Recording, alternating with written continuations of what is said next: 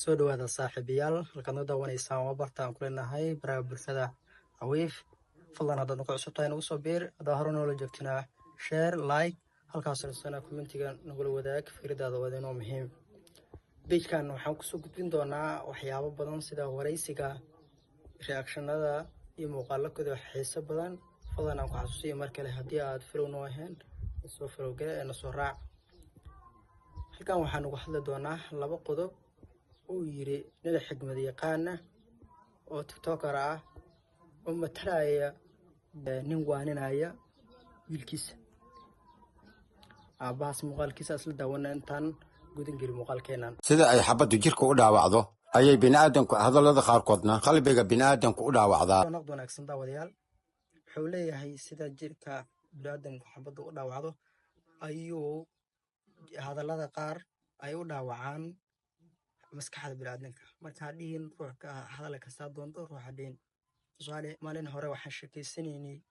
wiil maryaal ah ugu dadaalka badan dhalinyarta maanta joogto aniga kolba arkahantayda markaa ninkaas wuxuu waa nin wareeg badan qaraabadayda migi arkaan waxay dhaheen u dhahay mawaalantaay dhahaan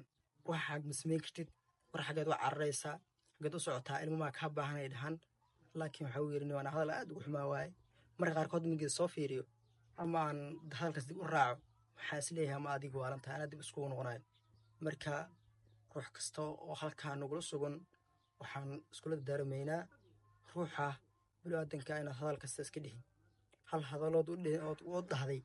ayaa wuxuu u geysan karaa dhibaato ka weyn dhibaatadii markuu haystay ruuxa bini'aadanka wuxuu ku qasban yahay uu suubiyo waddo kastoo xun siduu u gaaro waddada guusha ee uu mari lahaa ruux kasta ha dhihin waxaad doonta adiga laakiin ka fiirso hadalkaad hayso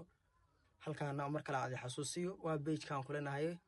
bulshada waa cusubnahay fadlan haddii hore noola joogo nagu soo biir